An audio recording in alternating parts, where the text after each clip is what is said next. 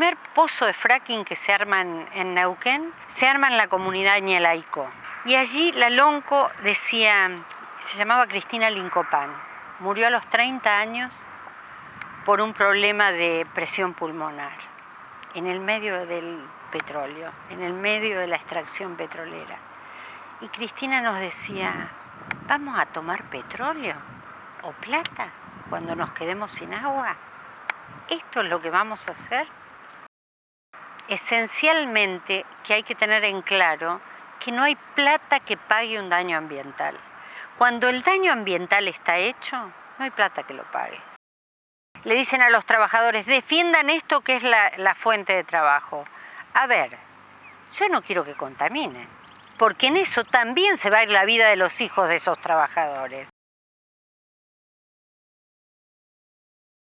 Bueno, Betty, cámara Santi.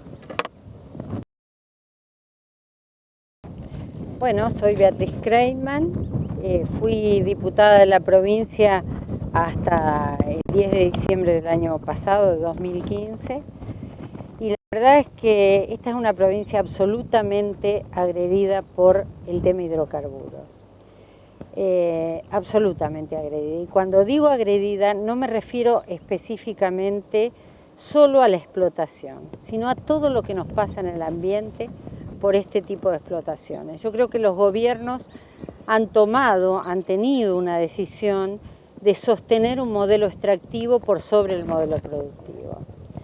Esto tiene consecuencias serias no solo en las personas, porque me parece que también hay que correr esta mirada egocéntrica que tenemos que para nosotros, sino para el ambiente todo.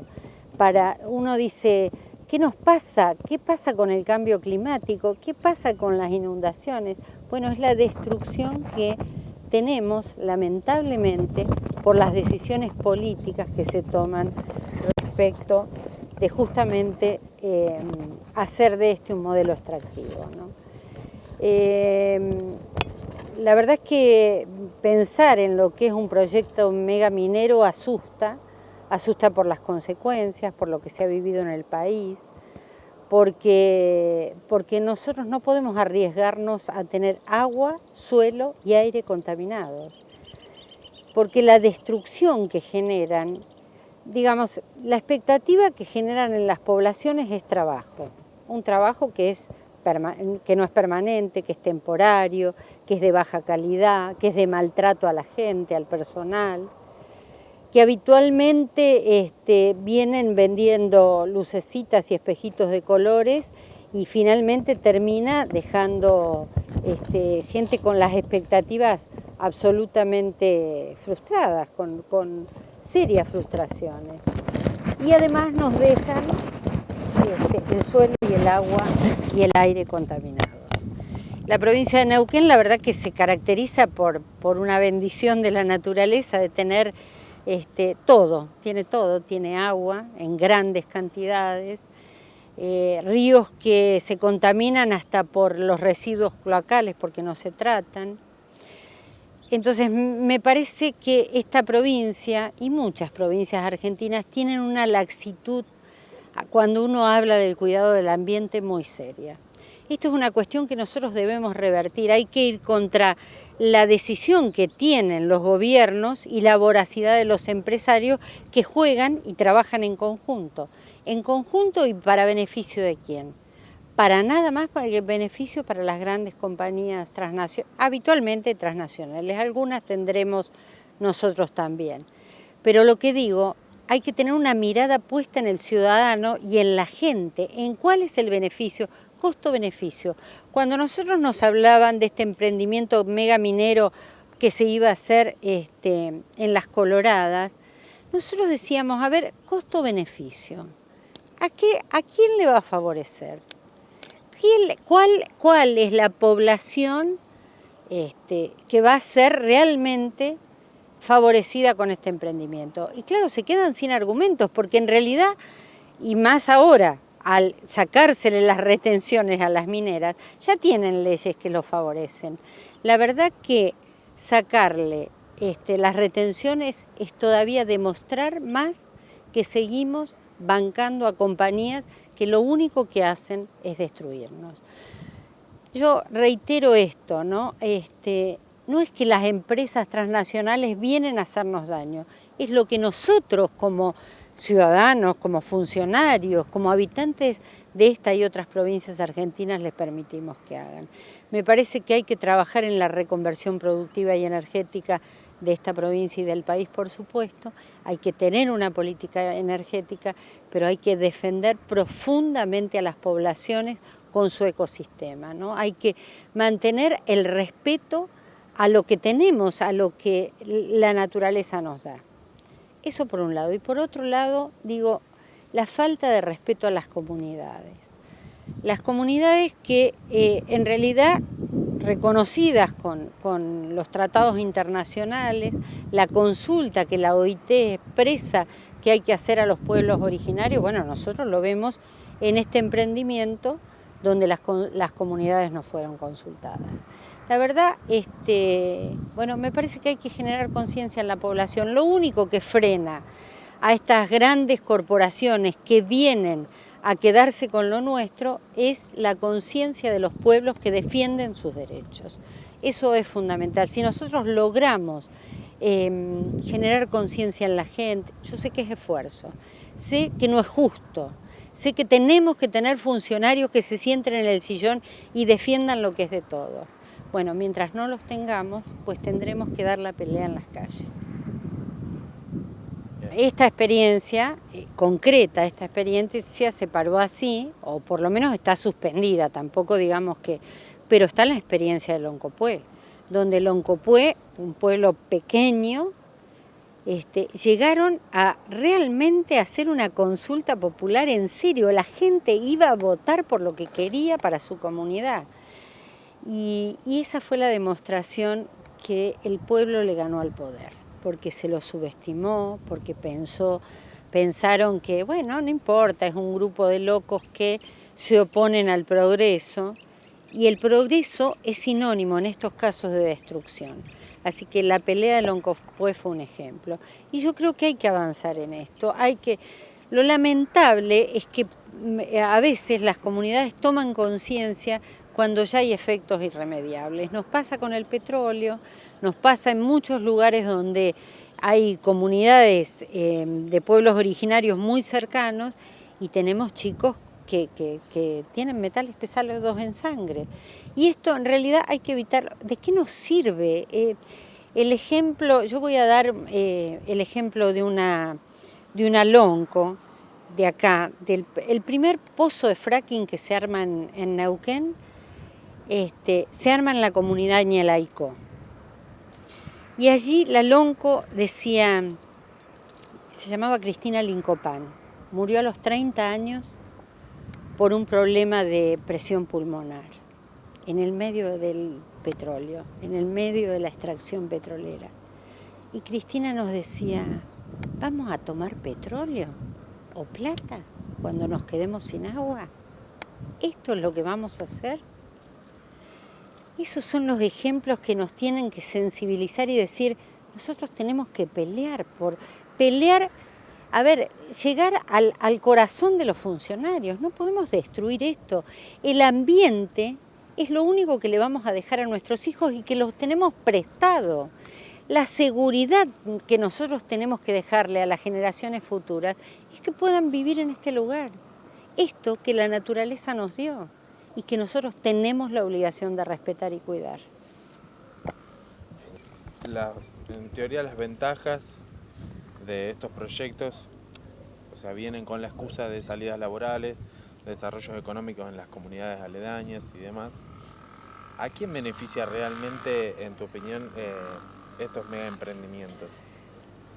Bueno, para mí benefician claramente a las empresas y además benefician a algunos funcionarios que, en principio, tratan de lograr acuerdos con las grandes empresas para que se instalen en lugares que todos sabemos que nos van a destruir.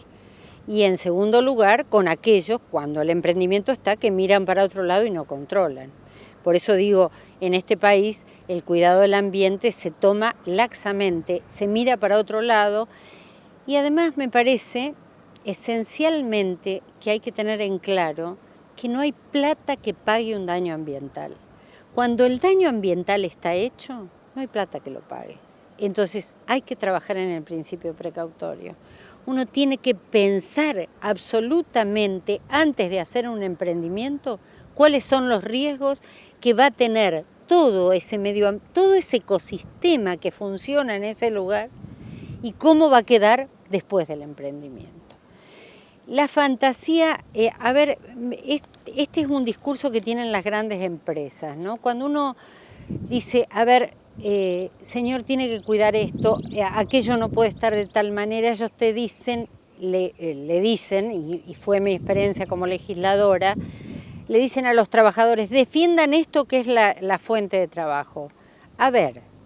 Yo no quiero que contaminen, porque en eso también se va a ir la vida de los hijos de esos trabajadores. Entonces me parece que hay que ser serio y hay que trabajar por la reconversión productiva y energética, hay que ver quiénes son los grandes consumidores de energía de este país y entonces empezar a recortar por allí. Nosotros tenemos una provincia maravillosa para trabajarla en turismo. Ese es nuestro destino, debería ser nuestro destino. O deberíamos pensar cómo podemos producir. Tenemos la vecina provincia de Río Negro, que en el medio de la producción de peras, manzanas, pozos de fracking. Esa no es la forma de trabajar. Eso atenta contra la producción. Todo el mundo dice se produce petróleo. El petróleo se extrae, no se produce. Y esto es lo que están haciendo. Están rascándole el fondo a la olla en cuanto al petróleo. Entonces tienen que hacer fracking. Vamos más allá. No perforamos solamente, sino rompemos la roca para sacar el gas y el petróleo allí incrustado. Me parece que si no tomamos conciencia, la naturaleza se va a vengar fuertemente de aquellas cosas que estamos haciendo tan mal. Beatriz, ¿quisieras contarnos de qué se trata el proyecto de ley? Sí. El proyecto de ley que fue presentado por varios diputados, del cual soy autora, tiene como objetivo primordial prohibir los emprendimientos megamineros en la provincia. En principio, ese es el primer artículo y el segundo artículo, prohibir el uso del cianuro o cualquier elemento absolutamente contaminante que ponga en peligro la vida y la salud de los pueblos, pero además de las aguas y del suelo. El proyecto, la verdad que viene a cubrir una falta que hay en la provincia de regular absolutamente esto. Es cierto que existen normas ambientales, es cierto que existe la Ley General del Ambiente, que es nacional, que es legislación de fondo, y también en nuestra provincia nosotros tenemos la Ley de Ambiente de la provincia, pero todo parece ser insuficiente. Entonces, nosotros ¿qué decíamos? No pongamos en riesgo la vida de los pueblos, prohibamos esto porque además es imprescindible que se haga, porque habitualmente los proyectos de megaminería, primero que ocupan mucha superficie, pero ocupan muchísima cantidad de agua y dejan un residuo impresionante.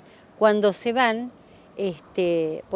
todos hemos visto y hay ejemplos en el país de cómo una contaminación de una empresa megaminera puede llegar hasta contaminarnos el río Colorado, ¿no?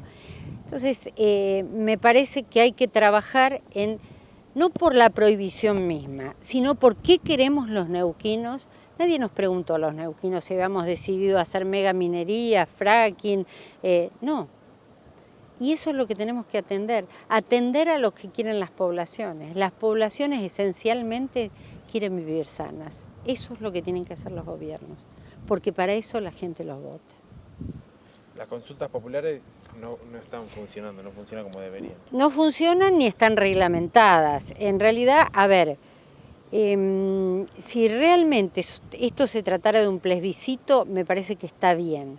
Ahora, una consulta popular no vinculante, yo he participado de varias consultas vinculantes, sobre todo, no vinculantes, perdón, sobre todo una que planteaba de sembrar soja y trigo transgénico en la provincia de Neuquén, en Arroyito, a muy pocos kilómetros de acá. Y ¿Qué te deja la sensación la consulta? Es que se arma, lo arman los funcionarios, invitan a que se anoten gente que esté a favor por los beneficios del trabajo y después, como no es vinculante, aunque le salga mal, no importa. Entonces me parece que hay que ir un paso más allá, transformar las consultas populares en vinculantes, si queremos hacerlo así, o si no, un plebiscito y que la gente vaya a votar. También la gente tiene que votar con libertad, ¿no? Porque en una provincia como la nuestra, donde el clientelismo es muy grande, que se repite en otras provincias argentinas, es muy difícil votar con libertad. Bueno, Beatriz, está muy claro todo.